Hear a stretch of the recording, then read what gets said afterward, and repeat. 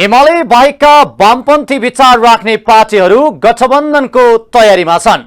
नेकपा माओवादी केन्द्रका अध्यक्ष प्रचण्डको प्रस्तावमा जसपाका अलग भएका दुई धारका उपेन्द्र यादव र बाबुराम भट्टराई सहित नेकपा एकीकृत समाजवादी अनि वामदेव गौतमको भर्खरै दर्ता भएको पार्टी सहभागी हुने कुरा छ।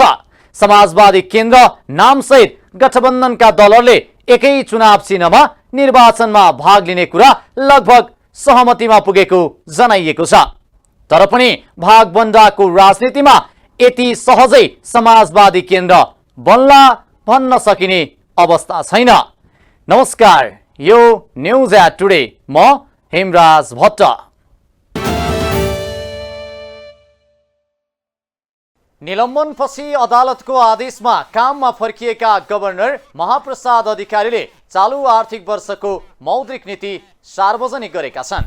एमालेको समितिमा रहेका एम अधिकारी उनै हुन् भनेर आलोचित भइरहेका बेला र उनको राजीनामाको समेत माग भइरहेका बेला गभर्नर अधिकारीले ल्याउने मौद्रिक नीतिलाई उत्सुकताका साथ हेरिएको थियो।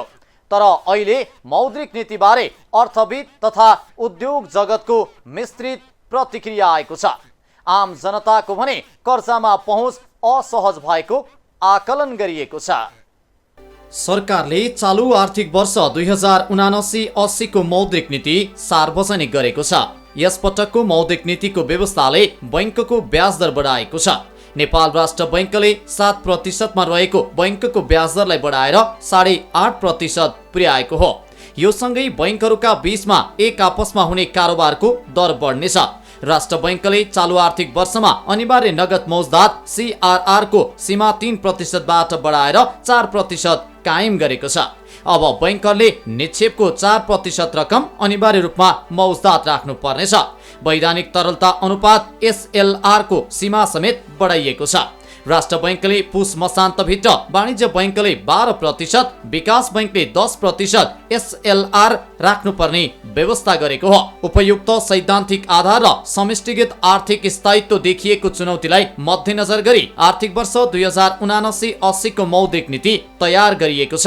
यसको कार्यदिशा तय गर्दा मुख्य रूपमा मूल्यमा परेको चाप र बढ्दो चालू खाता एवं शोधान्तर घाटाका कारण बाह्य क्षेत्रमा परेको दबदबालाई केन्द्रमा राखिएको छ।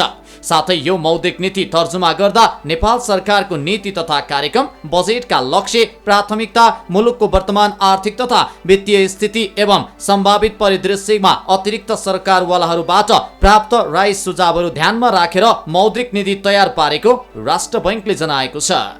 समष्टिगत आर्थिक स्थायित्वमा देखिएको चुनौतीलाई मध्यनजर गरी आर्थिक वर्ष 2079-80 को मौद्रिक नीति तयार गरिएको छ। यसको कार्यदिशा तय गर्दा मुख्य रूपमा मूल्यमा परेको चाप र बढ्दो चालू खाता एवं शोधनान्तर घाटाका कारण बाह्य क्षेत्रमा परेको दबावलाई केन्द्रमा राखिएको छ। साथै यो मौद्रिक नीति तर्जुमा गर्दा नेपाल सरकारको नीति तथा कार्यक्रम, बजेटका लक्ष्य र प्राथमिकता, मुलुकको वर्तमान आर्थिक तथा वित्तीय स्थिति एवं सम्भावित परिदृश्यका अतिरिक्त सरकारवालाहरूबाट प्राप्त राय सुझावहरूलाई समेत ध्यान दिइएको छ। नेपाल राष्ट्र बैंकले दुई थरी ब्याज दरको व्यवस्था गरेको छ। मौद्रिक नीति मार्फत कृषि र उद्योगलाई प्रोत्साहन गर्न दुई थरी ब्याजको व्यवस्था गरेको हो। बढ्दो आयातलाई निरुत्साहित गर्न पुँजीगत वस्तु बाहेकको आयात गर्दा ब्याज दर दुई थरीको हुनेछ। LC खोल्दा नै पुँजीगत वस्तुका लागि ब्याज दर कम हुने व्यवस्था गरिनेछ भने अन्य वस्तु आयातमा ब्याज दर उच्च हुनेछ। पछिल्लो समय अत्यावश्यक मानिएका खाद्यान्न र कतिपय अनावश्यक वस्तुको पनि आयात बढेको भन्दै त्यसलाई निरुत्साहन गर्न पुँजीगत वस्तुको आयात र अन्य वस्तुको आयातमा कम्तीमा 2% बिन्दुले ब्याज फरक हुने व्यवस्था मौद्रिक नीति मार्फत गरिएको हो। यस्तै चालू आर्थिक वर्षमा 12% ले कर्जा प्रवाह गर्ने लक्ष्य राखिएको छ। कर्जा विस्तृत मुद्रा प्रदायकको कर्जा विस्तार 12% र निजी क्षेत्रको प्रवाह हुने कर्जा प्रवाह वृद्धि 12.6% हुने प्रक्षेपण गरिएको छ। गत आर्थिक वर्षमा कर्जा प्रवाह वृद्धि दर 19% रहेको थियो। यस्तै बैंकबाट हुने कर्जा केन्द्रीकरण घटाउने भएको छ। यसैगरी 8% को आर्थिक वृद्धि दर हासिल गर्ने र मुद्रास्फीतिलाई 7% भित्र कायम राख्ने सरकारको लक्ष्य छ। भारित औसत अन्तर्ब्याङ्क ब्याज दरलाई सञ्चालन लक्ष्यको रूपमा लिई ब्याज दर करिडोर मार्फत मौद्रिक व्यवस्थापन गर्ने रणनीति कार्यान्वयन हुँदै आएको सन्दर्भमा मुद्रा प्रदाय तथा कर्जा विस्तारलाई मौद्रिक नीतिको कार्यदिशाको स्थिति मापन गर्ने सूचकको रूपमा प्रयोग गरिनेछ। तदनुरूप आर्थिक वर्ष 2079-80 विस्तृत मुद्रा प्रदायको वृद्धि दर 12% र निजी क्षेत्रतर्फ जाने कर्जाको वृद्धि दर 12.6% रहने प्रक्षेपण रहेको छ। नेपाल सरकारको बजेट वक्तव्य 2079-80 ले 8% को आर्थिक वृद्धि दर हासिल गर्ने र मुद्रास्फीतिलाई 7% भित्र कायम राख्ने लक्ष्य लिएको छ। मर्जरमा जाने बैंक तथा वित्तीय संस्थाले पाउँदै आएको सेवा सुविधालाई राष्ट्र बैंकले आउँदो पुससम्ममा निरन्तरता दिने भएको छ। ठूला ऋणी र साना ऋणीलाई वर्गीकरण गर्ने, एकल कर्जा सीमालाई पुनरावलोकन गर्ने र 5 करोडसम्मको कर्जाको सावा ब्याज तिर्ने सुविधा दिएको छ। बैंक तथा वित्तीय संस्थाबाट अधिकतम 5 करोडसम्म कर्जा उपयोग गरेका उद्यम व्यवसायीले 2079 असार मसान्तसम्म तिर्नुपर्ने कर्जाको सावा तथा ब्याज 2079 असोज मसान्तसम्म भुक्तानी गरेमा पेनल ब्याज लिन नपाउने व्यवस्था गरिनेछ। वाणिज्य बैंक र लघुवित्त वित्तीय संस्थाहरू एक आपसमा आफ्नै वर्गभित्र गावी वा प्राप्तिमा गई 2079 पुस मसान्तभित्र एकीकृत कारोबार सञ्चालन गरेमा मात्र यस बैंकबाट प्रदान हुँदै आएको मर्जर तथा प्राप्ति सम्बन्धी छुट तथा सुविधा उपलब्ध हुने व्यवस्था मिलाइनेछ। बैंक तथा वित्तीय संस्थाले जारी गरेको ऋणपत्रलाई कर्जा निक्षेप अनुपात प्रयोजनका लागि स्रोतको रूपमा गणना गरिरहेकोमा त्यस्तो गणना गर्न सकिने अवधि 2080 आषाढ मसान्तसम्म रहने व्यवस्था मिलाइनेछ। बैंक तथा वित्तीय संस्थाबाट ठूला कर्जा उपभोग गर्दै आएका ऋणीहरूको पहिचान गर्न लार्ज एक्सपोजर फ्रेमवर्क तयार गरिनेछ। साथै ठूला ऋणीहरूले ब्याङ्किङ प्रणालीबाट उपभोग गरिरहेको कर्जाको अनुगमनलाई थप प्रभावकारी बनाइनेछ। विद्यमान एकल ग्राहक कर्जा सम्बन्धी सीमालाई पुनरावलोकन गरिनेछ। समष्टिगत आर्थिक चरहरूमा आउने उतार चढावका कारण ब्याङ्किङ क्षेत्रमा आउने दबाव परीक्षण गर्न म्याक्रो स्ट्रेस टेस्टिङ फ्रेमवर्क तयार गरी कार्यान्वयनमा ल्याइनेछ। बैंक तथा वित्तीय संस्थाले कर्जाको लागि सुरक्षण राखिएको सम्पत्तिको बिमा गराउँदा बिमा दाबीले कर्जा रकम खाम्ने गरी बिमा गराउनु पर्ने व्यवस्था गरिनेछ। बैंक तथा वित्तीय संस्थाबाट अधिकतम रु 5 करोडसम्म कर्जा उपभोग गरेका उद्यम व्यवसायहरूले 2079 आषाढ मसान्तसम्म तिर्नुपर्ने कर्जाको सावा तथा ब्याज 2079 असोज मसान्तसम्म भुक्तानी गरेमा प्यानल ब्याज लिन नपाउने व्यवस्था गरिनेछ। नेपाल राष्ट्र बैंकले शेयर धितो कर्जामा सीमामा सामान्य हेरफेर गरेको छ। राष्ट्र बैंकले यसअघि कायम शेयर धितो कर्जामा गरिएको 4/12 को सीमामा सामान्य हेरफेर गर्दै 12 करोड मात्रै कायम गरेको छ। यसअघि शेयर धितो राखी एउटा संस्थाबाट 4 करोड र समग्र संस्थाबाट अधिकतम 12 करोड रुपैयाँ ऋण पाइनेमा त्यसलाई संशोधन गर्दै एउटा वा समग्र संस्थाबाट अधिकतम 12 करोड ऋण पाइने व्यवस्था गरिएको थियो। मौद्रिक नीतिले शेयर कर्जा नीति परिवर्तन गरेर केही राहत दिएको छ। मर्जर तथा एक्विजिसनमा जाँदा शेयर कारोबार रोक्का राखिने व्यवस्था खारेज गरिएको छ। अब समग्रमा 12 करोडको सीमा मात्र लागू हुने भएको छ। 25 लाखसम्मको सीमामा जोखिमभार 100% र त्योभन्दा माथिको जोखिमभार 150% कायम गरिएको छ। शेयर धितो राखी प्रवाह हुने मार्जिन कर्जाको एकल ग्राहक सीमा एउटा वा सबै इजाजत पत्र प्राप्त वित्तीय संस्थाहरूबाट लिन सक्ने गरी अधिकतम सीमा रु 12 करोड कायम गरिनेछ। शेयर ब्रोकर मार्फत नियमित र व्यवस्थित हुँदै गएपछि यस्तो मार्जिन कर्जा सम्बन्धी व्यवस्था हटाइनेछ। शेयर धितोमा प्रवाह हुने कर्जाको जोखिमभार रु 25 लाखसम्मको कर्जाको हकमा 100% र सोभन्दा माथिको कर्जाको हकमा जोखिमभार 150% राख्नुपर्ने व्यवस्था यथावत राखिएको छ। यता नेपाल उद्योग वाणिज्य महासंघका अध्यक्ष शेखर गोल्छाले अर्थतन्त्र सङ्कटमा रहेका बेला आयात गर्ने वा नगर्ने भन्ने अधिकार सरकार र राष्ट्र बैंकलाई भएको बताएका छन्। उनले अहिलेको सरकारको भुक्तानी सन्तुलन बैंकिङ तरलता के भइरहेको छ, यो समयमा के आयात गर्नुहुन्छ के आयात गर्नुहुन्न भन्ने कुरा निजी क्षेत्रको सरकारको विषय नभएर राष्ट्र बैंक र सरकारको भएको बताएका छन्। निजी क्षेत्र स्वाभाविक रूपमै नाफामुखीमा विश्वास गर्ने कुरा अस्वीकार गर्न नसक्ने बताउँदै अध्यक्ष गोल्छाले निजी क्षेत्रले उत्पादन क्षेत्रमा लगानी गर्न नसक्नु कस्ट अफ डुइङ अत्याधिक हुनु रहेको उनले दावी गरे। उनले जबसम्म कस्ट अफ डुइङ बिजनेस नघटेसम्म उत्पादन क्षेत्रमा लगानी नबढ्ने जिकिर गरे।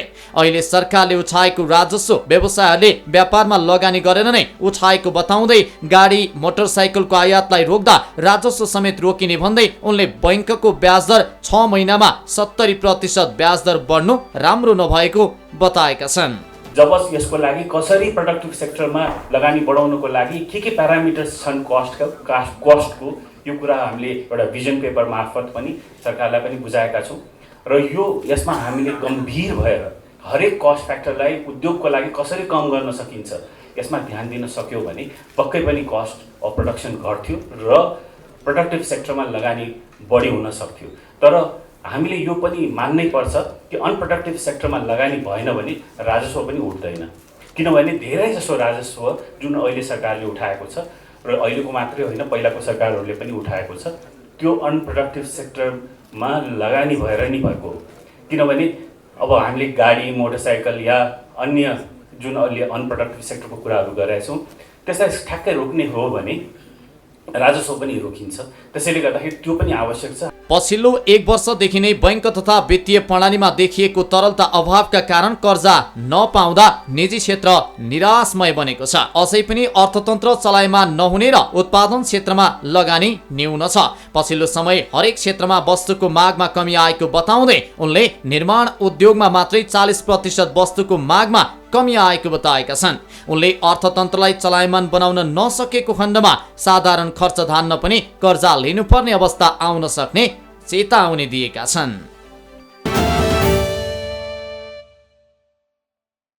वाद विवाद र निकै चर्चामा रहेको नागरिकता विधेयक अन्ततः प्रतिनिधि सभामा बहुमतबाट पारित भएको छ। संसदमा टेबल भएको 4 वर्षपछि नागरिकता विधेयक पारित भएको हो। अब राष्ट्रिय सभामा विधेयक पारित भएर राष्ट्रपतिले प्रमाणिकीकरण गरेपछि विधेयक लागू हुनेछ। यो विधेयकपछि नागरिकताबाट वञ्चित भएका झन्डै 5 लाख नेपाली नागरिकले नागरिकताको प्रमाणपत्र पाउने बताइएको छ। नागरिकताको विषयलाई राजनीतिक मुद्दा बनाइरहेका मधेस केन्द्रित दलले विधेयकको स्वागत गरेका छन् भने विपक्षी एमाले भने विरोध गरेको छ। प्रतिनिधि सभाले शुक्रबार नेपाल नागरिकता ऐन 2063 को संशोधन विधेयक पारित गरेको छ। अब राष्ट्रिय सभाले पारित गरेपछि प्रमाणीकरणका लागि राष्ट्रपति कहाँ पुग्नेछ। राष्ट्रपतिले प्रमाणीकरण गरेपछि नागरिकता विधेयक कानूनका रूपमा कार्यान्वयन हुनेछ। विक्रम सम्वत 2075 साल साउन 22 गते केपी शर्मा ओली नेतृत्वको सरकारले प्रतिनिधि सभामा दर्ता गरेको नागरिकता ऐन संशोधन विधेयक शेरबहादुर देउवा नेतृत्वको सरकारले असार 21 गते फिर्ता लिएर नयाँ नागरिकता विधेयक दर्ता गरेको थियो, जसलाई शुक्रबार प्रतिनिधि सभाले बहुमतले पारित गरेको हो। नयाँ नागरिकता विधेयकले केही संविधानमा भएका विषयलाई सम्बोधन गरेन। अन्तरिम संविधान 2063 मा भएको नागरिकता सम्बन्धी कतिपय व्यवस्था 2072 मा संविधान सभाले जारी गरेको संविधानले परिवर्तन गर्यो। त्यसपछि नागरिकता ऐनलाई नयाँ संविधान अनुकूल बनाउनका लागि संशोधन गर्नु परेको हो। त्यही कारण सरकारले 2063 सालको नागरिकता ऐनलाई संशोधन गर्न विधेयक ल्याएको हो। तर प्रतिनिधि सभामा दर्ता भएको करिब 4 वर्षपछि शुक्रबार पारित भएको हो। यसले जन्मका आधारमा नागरिकता लिएका नेपालीको सन्तानको नागरिकता, गैर आवासीय नागरिकता लगायतका विषयलाई सम्बोधन गरेको छ।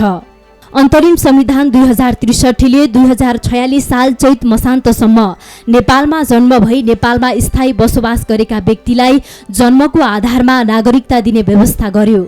संसदबाट पास भएको नागरिकता विधेयकले नेपाली आमाबाट नेपालमा जन्म भई नेपालमा बसोबास गरेका र बाबुको पहिचान नभएका व्यक्तिले आमाको नामबाट नागरिकता कसरी लिन सक्छन् भन्ने प्रश्न पारेको छ। 2072 को नयाँ संविधानले जन्मका आधारमा नागरिकता दिने व्यवस्था खारेज गर्यो। तर संविधान जारी हुनु अगाडि जन्मका आधारमा नागरिकता लिएकाहरूको सन्तानलाई संघीय ऐन बमोजिम वंशजको आधारमा नागरिकता दिने व्यवस्था संविधानमै राखियो। तर संविधान जारी भएको 7 वर्षसम्म नागरिकता सम्बन्धी कानून संशोधन भएन। यही कारण जन्मका आधारमा नागरिकता लिएका नेपालीका सन्तान करिब 5 लाखले नागरिकता पाउन नसकेको अनौपचारिक तथ्याङ्क छ। संसदले पारित गरेको नागरिकता विधेयकले यो समस्यालाई सम्बोधन गरेको छ। अब संविधान जारी हुनुअघि जन्मका आधारमा नागरिकता लिएकाहरूको 16 वर्ष उमेर पुगेका सन्तानले वंशजको आधारमा नागरिकता लिन सक्नेछन्। नेपालको संविधान 2072ले महिला र पुरुषलाई समान वंशीय हक हुने व्यवस्था गरेको छ। तर संविधानको नागरिकता सम्बन्धी व्यवस्थामै लिङ्गको आधारमा विभेद गरिएकाले अहिले यिनमा बराबरी गरिएको धेरैले स्वीकार गरेका छन्। नागरिकता विधेयकमा धेरै कुरा समेटिएको भए पनि आमाको नामबाट नागरिकता पाउने अधिकारबाट वञ्चित गर्नु अपराध सरह भएको छ। नागरिकताको मामिलामा पुरुष र महिलाको अधिकार समान छैन। पुरुषको दाँजोमा जनसङ्ख्याको हिसाबले पनि धेरै भएका महिला सन्तानको नाममा नागरिकता दिनमा भने विभेदमा परेका छन्। अब यो अहिले नागरिकता विधेयक जारी हुनु भनेको सकारात्मक कदम मानिन्छ। तर यसमा भयो के भने 2-3टा आपराधिक कामहरू भएको छ। पहिलो काम के हो भने कि महिलाहरूलाई आमाको नामबाट नागरिकता नदिने जुन भयो त्यो बहुत गलत हो। आजको यो दुनियाँमा नेपाल आफूलाई प्रगतिशील देश भन्छ कि आफूलाई अधोगति त्यो के अरे भने सबै छाडा देश भनेर डिक्लेयर गरे आफूले। सिभिलाइज्ड वर्ल्ड हो भने फिमेललाई त्यतिकै महत्त्व दिनुपर्छ जतिको पुरुषलाई भन्छ। जानकारहरूका अनुसार केही राष्ट्रवादको खोल ओढेका नेताहरूको सोच भारतमा विवाह भएका महिलाहरू नागरिकता लिन नेपाल आउँछन् भन्ने रहेको छ, जसका कारण नेपालमा आमाको नामबाट नागरिकता पाउने व्यवस्था हुन सकेको छैन। तर गठबन्धनका दलहरूले नागरिकता विधेयक जारी गरेर 3 लाख नेपाली बालबालिकालाई नागरिकताबाट वञ्चित हुने अवस्थाको अन्त्य गर्नु ज्यादै सराहनीय काम हो। नेकपा एकीकृत समाजवादी र गठबन्धन र लगायत अरू पनि मधेसी दलहरूले जुन भोट दिएर त्यो गरे त्यो धेरै राम्रो गरे। यसले आफ्नै देशका नेपाली नागरिकका बच्चाहरू लगभग 3-3.5 लाख बच्चाहरू नागरिकताबाट वञ्चित भइरहेका थिए। लगभग यो 7 वर्षदेखि 2072देखि यो संविधान जारी भएदेखि जुन नेपाल पहिले नेपालको नागरिकतामा संविधानमा 3टा नागरिकको व्यवस्था थियो। एउटा वंशजको आधार, एउटा जन्मसिद्धको आधारमा र अर्को चाहिँ अङ्गीकृत, 3टा थियो। संविधान 2072मै नेपाली नागरिक आमाबाट नेपालमा जन्म भई नेपालमा नै बसोबास गरेको र बाबुको पहिचान हुन नसकेको व्यक्तिलाई वंशजको आधारमा नेपालको नागरिकता प्रदान गरिनेछ भनिएको थियो। तर बाबु विदेशी भएको ठहर भए त्यस्तो व्यक्तिको नागरिकता संघीय कानून बमोजिम अङ्गीकृत नागरिकतामा परिणत हुनेछ भनिएका कारण नागरिकता ऐन संशोधन नहुँदासम्म आमाको नामबाट नागरिकता लिने बाटो खुलेको थिएन। संसदबाट पास भएको नागरिकता विधेयकले नेपाली आमाबाट नेपालमा जन्म भई नेपालमा बसोबास गरेका र बाबुको पहिचान नभएका व्यक्तिले आमाको नामबाट नागरिकता कसरी लिन्छन् भन्ने प्रश्न पारेको छ। गैर आवासीय नेपाली संघ एनआरएनले एक पटकको नेपाली सधैँको नेपाली भन्ने नारा अघि सार्दै नागरिकताका लागि लबिङ गर्दै आएको थियो। नयाँ संविधानले सार्क सदस्य राष्ट्र बाहेकका देशमा बसोबास गर्ने गैर आवासीय नेपालीलाई राजनैतिक र प्रशासनिक बाहेकका अधिकार प्रयोग गर्न पाउने गरी नागरिकता प्रदान गर्न सकिने व्यवस्था गर्यो। तर नागरिकता ऐन संशोधन नहुँदा गैर आवासीय नेपालीले नागरिकता लिन सकेका थिएनन्। सोमबार विधेयक पारित भएपछि गैर आवासीय नेपालीले नागरिकता पाउने बाटो खुलेको छ। संविधानमै साबिकमा वंशज वा जन्मको आधारमा स्वयंले वा बाबु वा आमा बाजे वा बजै नेपालको नागरिकता लिएपछि विदेशी मुलुकको नागरिकता लिएको व्यक्तिलाई गैर आवासीय नेपाली नागरिकता दिने भनिएको छ। नागरिकता विधेयकले गैर आवासीय नेपाली नागरिकता लिन चाहने कागजात र पालना गर्नुपर्ने शर्तहरू तोकेको छ। सहरका सडक सवारी चलाउनेहरूका लागि मात्रै होइन, सडक पैदल हिँड्नेहरूका लागि पनि हो अनि साइकलमा यात्रा गर्नेको पनि उत्तिकै हो। पैदल हिँड्नेलाई त फुटपाथको व्यवस्था हुन्छ, तर साइकल यात्रीका लागि पनि सहरका सडकमा साइकल लेन हुनु अनिवार्य हुन्छ। विश्वका विभिन्न सहरहरू विशेष गरेर युरोपेली सहरमा व्यवस्थित साइकल लेन हुन्छन्। नेपालमा पनि विभिन्न सहरमा साइकल लेनको व्यवस्थाको सुरुवात गरिएको छ। पर्याप्त व्यवस्थित नभए पनि सुरुवात भएकोमा साइकल यात्रीहरू भने खुसी नै देखिन्छन्। नेपालमा पछिल्लो समय दिन प्रतिदिन साइकल प्रयोग गर्नेहरूको संख्या बढ्दै गएको छ। विश्वका अधिकांश शहरमा साइकलको प्रयोग बढ्दै गइरहेको अवस्थामा नेपालमा पनि साइकल प्रतिको आकर्षण बढ्दै गएको हो। पहिले आर्थिक अवस्था कमजोर भएका व्यक्तिहरूले मात्र साइकल प्रयोग गर्छन् भन्ने सोच रहेकोमा अहिले भने महँगा सवारी साधनभन्दा साइकलको यात्रालाई लाभदायी मानेर हरेकले साइकलकै यात्रा गरिरहेका छन्। बढ्दो प्रदूषण र सवारी चापलाई मध्यनजर गर्दै अहिले देशका प्रमुख शहरहरूमा साइकल प्रयोगकर्ताहरूका लागि छुट्टै लेनको व्यवस्था गरिएको छ। तर केही सीमित स्थानमा बनेका साइकल लेन प्रयोगविहीन देखिएका छन्। प्रयोगमा आएका लेनहरूमा साइकल यात्रीहरूलाई यात्रा गर्न निकै सहज भएको छ। काठमाडौँ स्थित ललितपुर महानगरपालिकाले विक्रमसम्म 2076 मा सुरु गरेको साइकल लेनले अहिले राइडरहरूलाई निकै सजिलो भएको छ। महानगरपालिकाले साइकल यात्रीहरूका लागि छुट्टै लेनको व्यवस्था गरेर प्रयोगमा ल्याउँदा विभिन्न खाले झन्झटबाट मुक्त भई कार्यालय आवाजावत गर्न निकै सहज भएको साइकल यात्रीहरू बताउँछन्। साइकल लेन नहुँदा दुर्घटनाको जोखिम उच्च रहे पनि लेन निर्माण भइसकेपछि सुरक्षित तरिकाले यात्रा गरिरहेको उनीहरूको भनाइ छ। साइकल चलायो भने चाहिँ सजिलो हुन्छ। पहिला चाहिँ अलिक गाह्रो नै हुन्थ्यो साइकल लेन नबनाउँदाखेरि चाहिँ। अब अहिले चाहिँ धेरै सजिलो भएको छ, किनभने यसको पनि एउटा वे छुट्टै बाटो भयो नि त चलाउनलाई। अब सुरक्षित भयो, गाडीहरूबाट ठोक्ने यताउता पेलेर आउँथ्यो क्या पहिला त होइन, धेरै नै त्यस्तो हुन्थ्यो। अनि अहिले त त्यस्तो भएको छैन, एकदम राम्रो भएको छ। त्यसले गर्दाखेरि चाहिँ ड्युटी जाँदाखेरि पनि अब जान आउन पनि सजिलो छ। प्लस अब जामसाम पऱ्यो भने पनि अब साइकललाई त अब साइडबाट आफ्नो साइडबाट जान पनि पाइयो नि त, त्यस्तो गाह्रो हुँदैन। दुर्घटनाहरू कम हुन्छ, अलिकति पहिलाको भन्दा अलिकति सुरक्षित महसुस भइरहेछ। साइकल लेन विशेष गरी मापदण्ड अनुसार साइकल यात्रीहरूको सुरक्षाका लागि निर्माण गरिन्छ। अन्तर्राष्ट्रिय प्रयोग र मान्यताका आधारमा साइकल लेनको मापदण्ड कम्तीमा पनि 1.2 मिटर हुनुपर्छ। सरदर 1.2 मिटरदेखि 2 मिटरसम्मको लेन हुनुपर्ने अन्तर्राष्ट्रिय मापदण्ड छ। अहिलेको अन्तर्राष्ट्रिय प्रयोगका आधारमा डेडिकेटेड, कन्ट्राफ्लो र एडभाइजर गरी 3 पद्धतिमा साइकल लेन प्रयोग गर्न सकिन्छ। त्यसमा पनि सबैभन्दा सुरक्षित साइकल लेन भनेको डेडिकेटेड साइकल लेन हो। यस लेनमा अन्य सवारी साधन भने गुडाउन पाइँदैन। साइकल लेन भन्ने बित्तिकै चाहिँ साइकल यात्रीलाई त्यो बाटोमा हिँड्न लागि सहज हुनु पर्यो, अनि त्यसपछि सुरक्षित हुनु पर्यो। अनि त्यसपछि साइकल लेनको मापदण्ड चाहिँ नेपालमा मिनिमम चाहिँ 1.2 मिटरको चाहिँ मिनिमम साइकल लेनको विड्थ चाहिँ हुन्छ। तर कम्फोर्टेबली हिँड्नलाई चाहिँ 1.5 मिटर चाहिन्छ र विदेशमा पनि मिनिमम 1.5 मिटर हुन्छ। र त्यसमा पनि अनि त्यसपछि साइकल लेनको प्रकारहरूको बारेमा चाहिँ जस्तै सबसे सेफ सुरक्षित साइकल लेन भनेको चाहिँ डेडिकेटेड साइकल लेन हो, जुन चाहिँ मुख्य सडकको लेन बाट चाहिँ फिजिकल ब्यारियरले नै छुट्याइएको हुन्छ। र त्यसमा चाहिँ फिजिकल ब्यारियरमा चाहिँ जस्तै बोलार्डहरू हुन्छ, त्यो पोलहरू जस्तो खाले।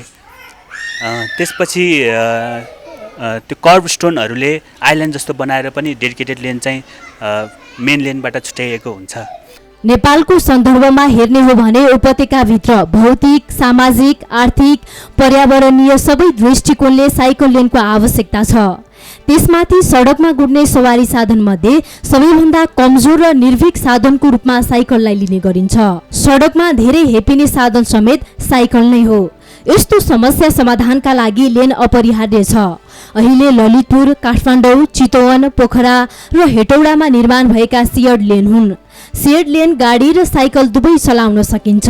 सडकको दायाँ बायाँमा सेतो धर्सा कोरेर साइकल लेन छुट्याइएको हुन्छ। यस्तो धर्सा अटुट छ भने त्यो डेडिकेटेड लेन हो।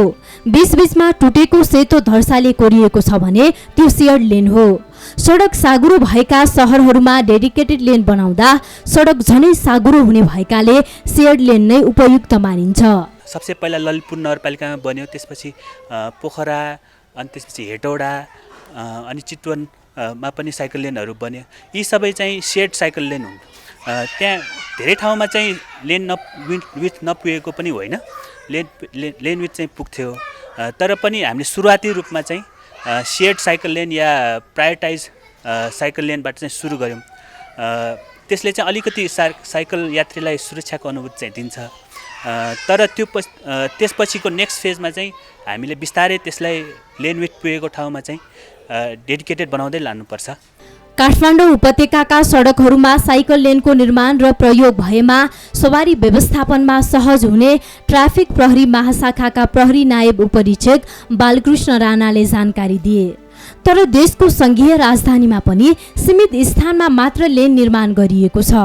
त्यसमा पनि कतिपय साइकल यात्रीलाई लेन प्रयोगका बारेमा जानकारी नहुँदा ती साइकल लेनहरू प्रयोगमा आउन सकेका छैनन्। साइकल लेन अब सबै सडकहरूमा, काठमाडौँका सबै सडकहरूमा साइकल लेन भनेर छुट्याइयो र त्यो ठाउँबाट साइकलहरू चल्यो भने डेफिनेटली हामीहरूलाई यो सवारी व्यवस्थापनमा निकै सहजता हुन्छ। तर कस्तो छ भने एउटा सीमित ठाउँमा मात्र साइकल वे भनेर दिएको छ र साइकल वेमा पनि अनि यो साइकलहरू चाहिँ चलेको देख्दैनौँ हामीहरू। जुन अब प्रोफेसनल साइकलर हुनुहुन्छ, साइकल चलाउने प्रोफेसनलहरू हुनुहुन्छ, उहाँहरूलाई राम्रोसँग ज्ञान छ साइकल वेको बारेमा। तर के भनेपछि जो अहिले काठमाडौँमा साइकलबाट आवत जावत गर्नुहुन्छ उहाँ प्रायः जसोलाई यो साइकल वे भनेको कुन हो भन्ने कुरो नै थाहा छैन। ललितपुर महानगरपालिकाले साइकल लेन अभियानका रूपमा सञ्चालन गरेको छ। महानगरपालिकाले 32 किलोमिटरसम्म लेन निर्माण गरिसकेको छ भने अब रिङ रोडमा पनि लेन निर्माण कार्य अघि बढाइने जनाएको छ। पुरानो र मेटिँदै गएको लेन महानगरपालिकाले एक वर्षमा पुनः पेन्टिङ गर्दै आएको छ। व्यवस्थित साइकल पार्किङ नहुँदा साइकल चोरी हुने समस्याको समाधानका लागि महानगरपालिकाले विभिन्न 100 स्थानमा साइकल पार्किङ निर्माण गरेको छ। वातावरणका हिसाबले साइकलको प्रयोग निकै फाइदाजनक छ। नियमित साइक्लिङले व्यक्तिलाई स्वस्थ र फिट राख्न मद्दत गर्छ। नेपालमा पनि साइकल प्रयोगकर्ताहरूको संख्या बढ्दै जाँदा साइकल चलाउनका लागि छुट्टै लेनको व्यवस्था मिलाउन थालिए पनि धेरैलाई साइकल लेनबारे जानकारी नहुँदा अहिले बनेका साइकल लेनहरू पनि मोटरसाइकल लगायत अन्य सवारी साधनहरूको पार्किङ स्थल बनेका छन्, जसका कारण सर्वसाधारण यात्रुदेखि साइकल यात्रीहरूले निकै दुःख खेप्नु परेको छ। साइकल मैत्री सहर बनाउने भन्दै योजना बनाउने तर त्यसको प्रभावकारी कार्यान्वयनमा ध्यान नदिने हो भने आम नेपालीहरूको साइकलको सवारीतर्फ बढ्दै गएको रुचि घट्दै जाने देखिन्छ।